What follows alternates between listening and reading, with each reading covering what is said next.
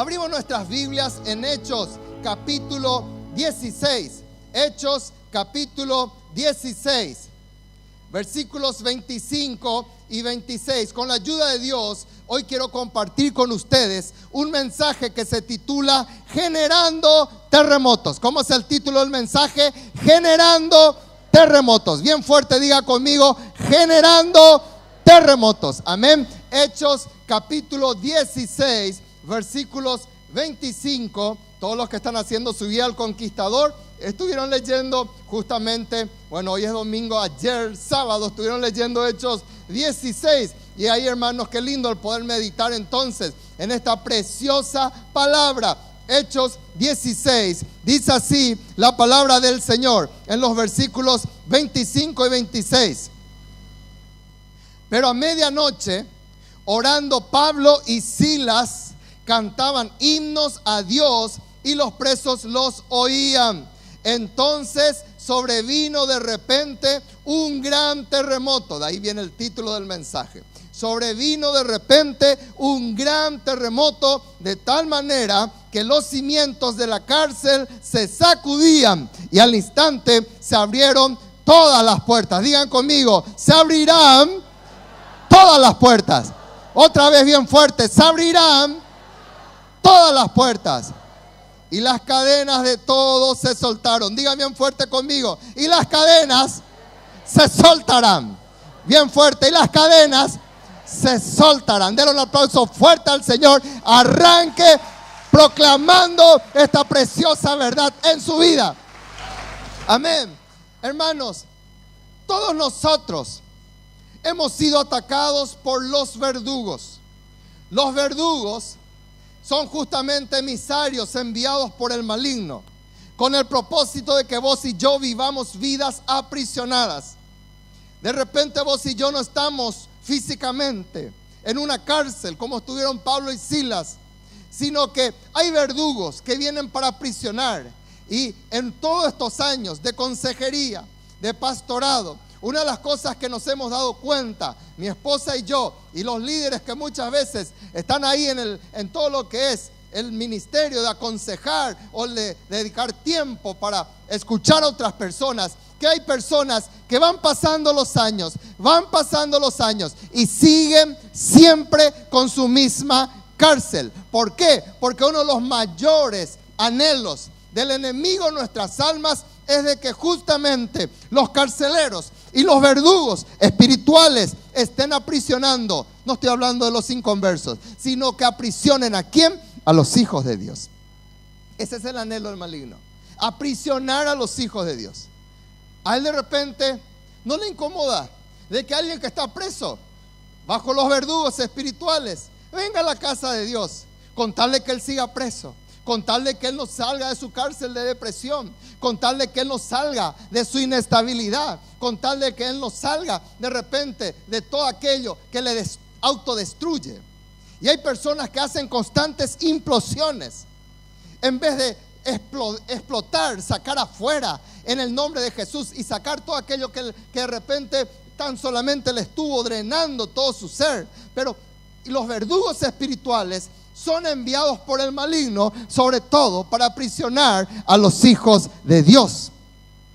El maligno quiere de que los hijos del Señor, a pesar de que vengamos a la iglesia, a pesar de que de repente hasta asistamos a nuestra célula, sigamos bajo los verdugos. Y hay personas que no salen de sus verdugos. Hay personas que no pueden soltar de repente un hombre que no le conviene, una mujer que no le conviene, no puede soltar un juego de azar, no puede soltar la pornografía. Ayer, por ejemplo, se denotó un gran verdugo que surgió en todo el mundo. ¿Cuál es?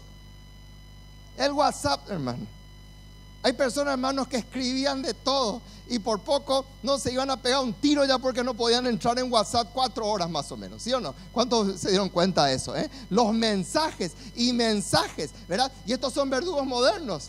¿verdad? Que de repente le atan. Hay personas, como yo mencioné en el mensaje anterior, que hoy en día ya no pueden más ni leer la Biblia porque están ahí con su WhatsApp, están ahí leyendo la Biblia, están ahí con su Twitter, están ahí con su Facebook, están con todas estas cosas y no pueden leer, están leyendo acá y el diablo usa todo eso para que vos no te concentres, para que vos no estés atento, para que vos te desconectes de los principios de Dios, y eso pasa a ser como cárceles, como verdugos que te aprisionan. Pero ¿cuántos proclaman de que vamos a ser libres en el nombre de Jesús? El Señor Jesús dijo: así que si el Hijo os libertare, seréis verdaderamente libres. Hermanos, Dios quiere libertarnos. El Señor quiere hacer esta obra preciosa en nuestras vidas, pero nosotros tenemos que dejar. Por eso, hoy con la ayuda de nuestro Dios, vamos a mirar 4 principios poderosos, principios fundamentales para generar terremotos y para ser libres en el nombre de Cristo Jesús. En primer lugar, si de repente hemos estado atados y hay situaciones que vos y yo no podemos salir, y hay personas que dicen: pastor, yo quiero soltar, yo quiero salir ya, me cuesta tanto renunciar a mi cigarrillo, me cuesta tanto renunciar a todas estas cosas, me cuesta tanto renunciar a mi mal carácter, ella apenas me toca un chiquitito y yo le salto con todo, me dicen algunos. Ella apenas así nomás me habla y yo reacciono de esta forma. No puedo, pastor, no puedo contra mi depresión. ¿Cómo entonces yo salgo de esos verdugos espirituales? Vamos a mirar los principios que no son míos, son principios bíblicos. En primer lugar, versículo 23, levante su mano y diga: en el nombre del Señor Jesús. No se escucha: en el nombre del Señor Jesús, yo debo soportar las pruebas. Otra vez, debo soportar las pruebas en el nombre de Jesús. Dice en el versículo 23, dice la palabra de Dios: después de haberles azotado mucho, los echaron en la cárcel, mandando al carcelero que los guardase con seguridad. Hermanos, aquí estaban 2 hombres que sinceramente el mundo no era digno de ellos. Hombres que eran canales de tremenda bendición. Hasta hoy en día el apóstol Pablo es una tremenda bendición para el cuerpo, para la iglesia del Señor. Verá, por los 13 libros que tenemos en el Nuevo Testamento se le atribuye al apóstol Pablo toda la revelación que Dios le dio a este hombre. Y sin embargo, ellos siendo hijos del Señor, ellos estaban pasando por esta situación de ser azotados, de ser golpeados mucho, de pasar verdaderas situaciones adversas. Cuando nosotros estamos bajo un verdugo, cuando nos cuesta salir de nuestra cárcel, cuando nos cuesta salir de esa opresión, vos y yo tenemos que entender y discernir. Yo ya les mencioné eso, pero les vuelvo a repetir para que esto no quede duda en nosotros. Vos y yo estamos pasando una situación, por ejemplo, de opresión en nuestras vidas. Y yo tengo que analizar y discernir: ¿esto que me está pasando es un castigo o es una prueba del Señor? Castigo, por ejemplo, si yo estoy con demasiadas deudas, si yo estoy en esa situación, ¿culpa de quién es? ¿Es culpa de Dios o es culpa mía? Si de repente yo me metí con usureros, si de repente yo me metí en situaciones semejantes, si de repente yo dejé a un lado los preceptos de Dios y estoy recibiendo la retribución por mis actos, como dijo aquel hombre que estaba muriendo en la cruz: nosotros justamente padecemos por todo lo que hicimos. Él estaba reconociendo de que él era, ¿qué cosa? Culpable, de que él merecía el castigo que tenía. Entonces, si estamos pasando momentos opresivos, momentos en el que el verdugo está por destruir mi matrimonio, yo tengo que entender primeramente: ¿esto es un castigo por mi culpa? ¿Por mi grandísima culpa? Hebreos 12:6 dice la palabra del Señor: porque el Señor al que ama disciplina y azota a todo el que recibe por hijo. Si vos y yo nos hemos comportado mal, si vos y yo de repente hemos sido desobedientes a los preceptos de Dios, ten por seguro de que Dios, porque te ama y porque Dios quiere sacarte de esa cárcel de opresión, Dios te va a castigar. Algunos pueden decir, por ejemplo, una persona que tiene mucho colesterol triglicérido, ¿culpa de Dios o culpa mía? Si alguien no se cuida en su comida, si alguien solamente se pasa comiendo chatarra, Señor, esto es una prueba tuya. Dios te dice, no, tontín, no es mi prueba, tu culpa es. Vos no te cuidaste, vos no hiciste esto, vos no estás haciendo ejercicio, vos no estás haciendo caminata, vos no estás haciendo nada, tu culpa es. Entonces vos y yo tenemos que decir, Señor, esto no es una prueba, yo lo que estoy pasando es por culpa mía, es un castigo y yo recibo, Señor, tu disciplina. Cuando nosotros le amamos a nuestros hijos, ¿qué hacemos? Le disciplinamos, le corregimos, le pegamos. Amén o no amén. Porque el Señor siempre mantuvo esto. Cuando yo le amo a mi hijo, yo le castigo, yo le disciplino. Yo no dejo que al hijo que se le ama, hermanos, si verdaderamente le amamos, no, el hijo que se le ama no es que hay que darle todos los gustos, sí, sin límites. No, eso no anda, eso no es bíblico. El padre que hace eso no le ama a su hijo. Eso está comprobado bíblicamente, científicamente, que cuando se le corrige, cuando los padres hacen una contención en la vida de sus hijos, son hijos que después en el día de mañana le van a amar más. Porque los padres que solamente le dan el gusto a su hijo, no es el tema del mensaje, ¿verdad? Pero los padres que solamente le dan el gusto a su hijo, cuando el hijo deja de recibir el gusto del papá, el padre deja de darle todos los gustos, el hijo le da la espalda. Y vos y yo tenemos que corregir a nuestros hijos, y así mismo actúa Dios con nosotros. Si Dios no nos amara, no nos corregiría. Si Dios no nos amara, no nos disciplinaría. Si Dios no nos amara, no nos encausaría. Pero Dios nos ama. ¿Cuántos dicen amén? Cuando yo veo, hermanos, Señor, esto que me está pasando, yo estoy en esta cárcel, ¿por qué es? ¿Es por mi culpa? ¿Es un castigo? ¿Por qué estoy pasando? Y yo si es un castigo, yo tengo que decirle al Señor, Señor, perdóname. ¿Cuántos dicen amén? Perdóname, Señor, yo tengo que salir de esta situación. En segundo lugar, vienen las pruebas. Si no es castigo, es una prueba, que es justamente el caso de Pablo y de Silas. Ellos no estaban en la cárcel por estafador, porque giraron cheques sin fondo, porque le embromaron a otra persona. Ellos no estaban en la cárcel de repente por haber tenido bigamia. Ellos no estaban en la cárcel por eso. Ellos no estaban en la cárcel por haber asaltado el banco aquel entonces. Ellos estaban en la cárcel por el hecho de que predicaban la palabra del Señor. Y si vos leíste Hechos, dice, vas a darte cuenta los tremendos milagros que Dios estaba haciendo por Pablo y por Silas. Y porque ellos se negaron a ser adorados como Júpiter y como Mercurio, la gente se enojó tanto con ellos y le metieron en la cárcel. Querían hacer de ellos ídolos, querían hacer de ellos dioses.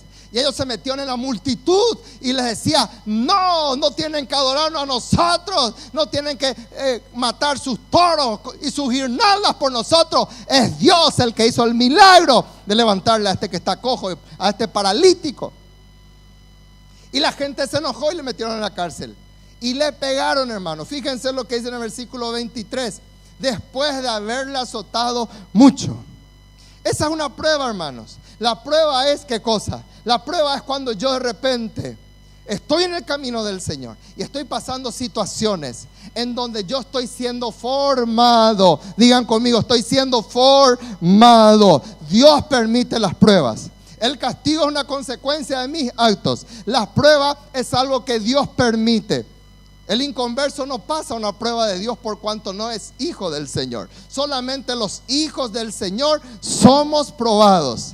Y digan conmigo, mi desafío en el Señor es ser probado y salir aprobado.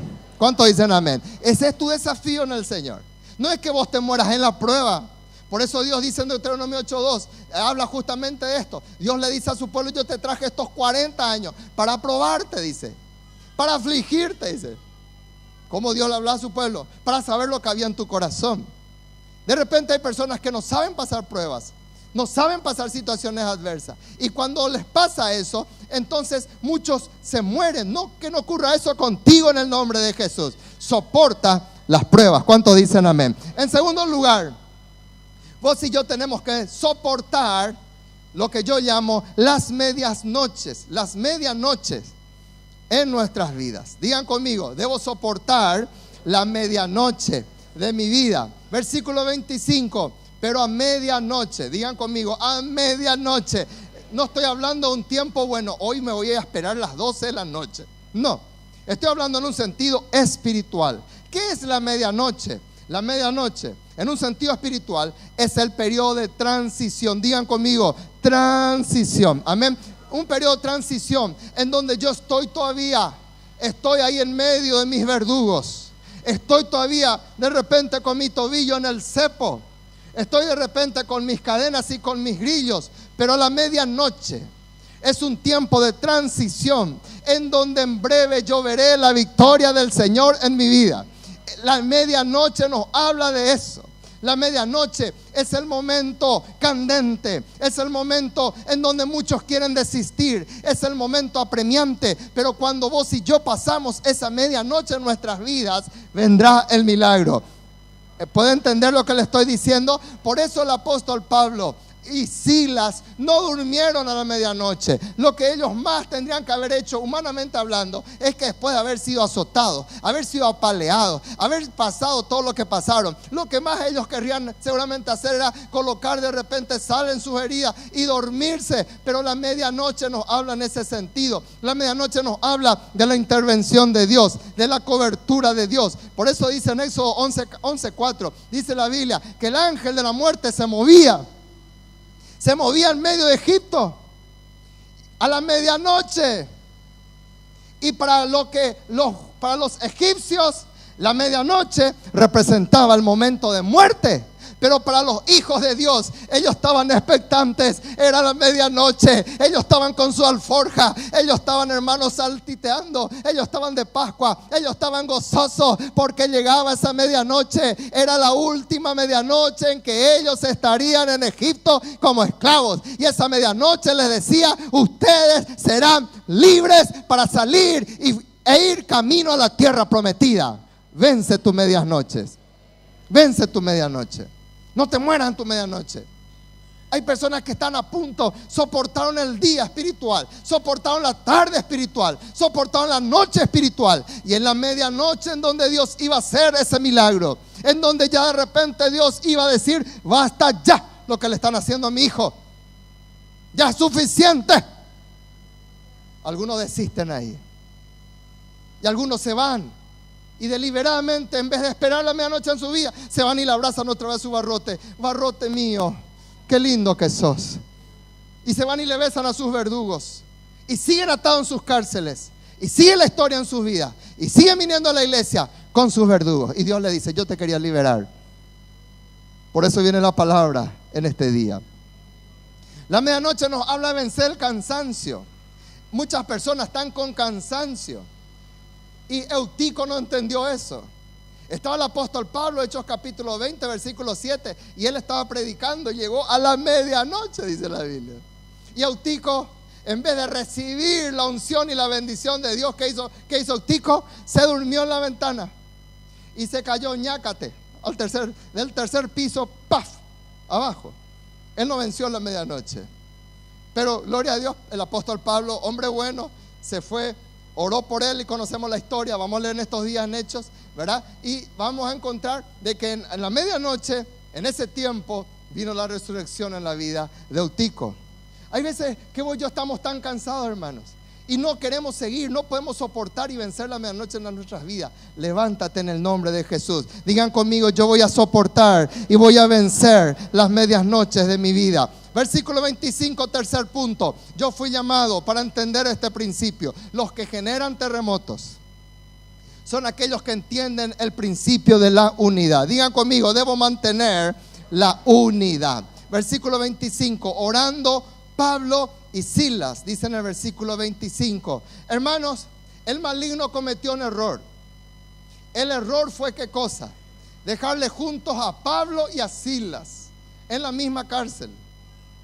Y cuando dos hijos del Señor están juntos, ocurren los terremotos que abren cadenas, opresiones, que nos liberan los verdugos. Ese fue el tremendo error que cometieron los romanos. Ese fue el tremendo error que cometió el maligno. Se olvidó del principio que el Señor Jesús dijo. El Señor Jesús dijo, ¿qué cosa? Otra vez os digo que si dos de vosotros se pusieran de acuerdo sobre cualquier cosa aquí en la tierra, yo, ¿qué cosa? Y cualquier cosa que pidieran les será hecho por mi Padre que está en los cielos. Ese es un principio. Y por eso, cuando de repente vos y yo estamos con problemas de opresión, No te alejes, no salgas del cuerpo, no abandones tu familia, no abandones aquel núcleo principal, no abandones tu punto. Hay personas, hermanos, que son tentados por el maligno, y hay hogares, hermanos, en donde lo único que falta es una última palabra para romper toda la unidad. Vos y yo tenemos que hacer un pacto y decir: acá en mi hogar no se habla más de divorcio. ¿Cuántos dicen amén? Acá en mi hogar no se habla más de divorcio. Acá en mi hogar no se habla: vos tenés que irte, salí ya, andate con tu mamá, toma acá todas tus cosas, rajate de acá. Eso tiene que cortarse en el nombre de Jesús, porque el diablo viene para destruir la unidad. Y si vos no te mantenés en unidad, vos solo o vos sola, jamás vas a poder salir de tus verdugos y de tu cárcel. Vos necesitas del cuerpo. Por eso Dios dejó la iglesia. No es porque vos no tenés nada que hacer el domingo. No, Dios dejó la iglesia para tu bendición y mi bendición. Amén, hermano. Qué importante la unidad. Recuerda el principio de unidad. Mantén el principio de unidad. Cuanto más mal estás, ¿dónde tenés que irte? A tu célula. Líder, yo me pongo de acuerdo contigo. Estoy pasando esta situación. Ora conmigo, por favor. Cuanto más mal estoy, voy a ir a la casa de Dios, porque estoy en unidad, alabando. Hoy hemos orado, reconociendo el señorío de Cristo, el reinado de Cristo. Amén. Cortando esos lazos en nuestra vida para mantener la unidad. Y cuarto, vos y yo fuimos llamados para mantener una actitud espiritual. Levante su mano y diga: yo veré los grillos, las cadenas, las cárceles abrirse, porque mantendré una actitud espiritual. Decirle al que está a tu lado: mantener una actitud espiritual. Si éramos vos y yo, hermanos, si éramos vos y yo,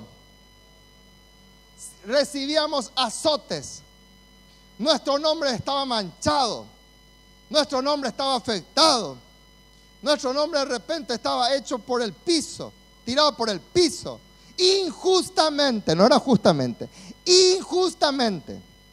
¿Qué hubiéramos hecho?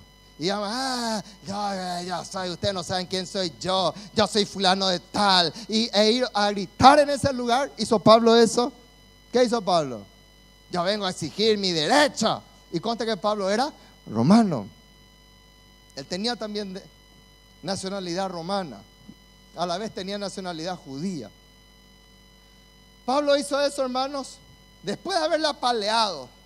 Se descuida. Y lo mínimo que voy a hacer, si puedo meterle mi dedo en el ojo a que me pegó tanto. ¿Dijo eso Pablo? No. Versículo 25. Dice la Biblia. ¿Qué cosa? Pero a medianoche, orando, Pablo y Silas cantaban himnos a Dios, y los presos los oían. Vos querés ser libre de tu atadura. Vos querés ser libre de tu verdugo. Vos querés ser libre de tu cárcel, de esa opresión. Mantener una actitud espiritual. Deja de quejarte, deja de plaguearte, deja de parecer hijo de abuela, como decía en guaraní, dice, ¿verdad? El abuela membú, dice, ¿verdad? Deja de portarte así, deja de ser un chió, deja de ser un llorón. Y cuando estás pasando una prueba, una dificultad, vas a hacer tres cosas. Uno, primero, ¿qué cosa? Orar. Digan conmigo: debo orar. Segundo, ¿qué tengo que hacer? Debo cantar. Digan conmigo: debo cantar. Y tercero, debo ser testimonio. Otra vez, ¿qué tengo que hacer? Debo orar. Segundo, debo cantar. Y tercero, debo ser testimonio. La Biblia dice que ellos estaban cantando y eso impactó como un testimonio. ¿Qué pasó con los presos? Acá dice, ¿qué pasó? Y los presos los oían. Los presos los oían. ¿Saben qué, hermanos? Esa es una estirpe de campeón. Cuando estamos más mal, más testimonio damos. Cuando estamos más mal, más nos mantenemos como líderes de célula. Cuando estamos más mal, más nos mantenemos en el llamado de Dios. Cuando estamos siendo apaleados, golpeados, cuando estamos de repente pasando situaciones injustas, más le servimos a Dios.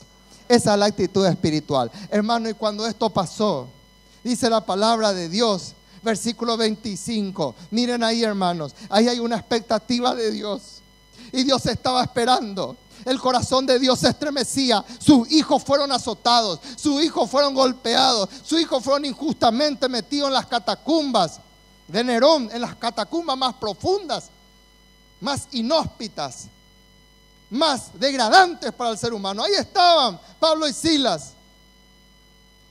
Y el Señor seguía mirando y esperando, hasta que de repente el corazón del Señor ya no aguantó. Sus hijos estaban cantando, sus hijos estaban orando, sus hijos estaban siendo testimonio. Y el Señor dijo: basta ya con los verdugos, basta ya con la cadena, basta ya con la cárcel, basta ya con esta opresión que mis hijos están pasando. Y la Biblia dice, versículo 26, entonces sobrevino de repente un gran terremoto. ¿Para qué el Señor va a enviar el terremoto? ¿Para qué? Para que vos seas tragado y para que seas metido ahí dentro de la tierra. No, el terremoto espiritual que el Señor va a enviar va a ser para que todos los cimientos de la cárcel se sacudan. Versículo 26, y para que al instante se abrieran todas las puertas y todas las cadenas se suelten. Así dice en el versículo 26. ¿Cuántos dicen: yo recibo esta palabra? Yo recibo esta palabra. Dios quiere enviar un terremoto. Dios quiere enviar un terremoto en nuestras vidas. Dios quiere enviar un terremoto en nuestra familia. Dios quiere enviar un terremoto en nuestras finanzas. Va a llegar el momento en que Dios dice, cuando vos y yo estamos más mal, y cuando la gente diga: estás loco, no es momento de cantar, no es momento de orar, no es momento de testificar. Y vos vas a tener una actitud espiritual. Vos vas a seguir dándole la gloria al Señor. Y la Biblia dice que en ese momento vendrá un terremoto y todas esas cadenas caerán en el nombre de Cristo Jesús. Vendrá ese terremoto. ¿Cuántos necesitan ese terremoto? En el nombre de Jesús. Hay situaciones, hay cárceles de opresión, hay cárceles de repente ataduras, hay cárceles de enfermedad. En Lucas 18 dice la Biblia que una mujer estaba atada por un espíritu de enfermedad. Esos son espíritus malignos. Y vos y yo tenemos que cortar eso en el nombre de Jesús. Vos y yo tenemos que tomar dos decisiones hoy. ¿Seguirás amando tu cárcel? ¿Seguirás peleándote con tu esposo? ¿Seguirás gritándole a tu esposo, faltándole al respeto a un sacerdote en la casa? ¿Seguirás moviéndote en esa dimensión? ¿Seguirás moviéndote en la dimensión terrenal? ¿O vas a moverte con la actitud espiritual?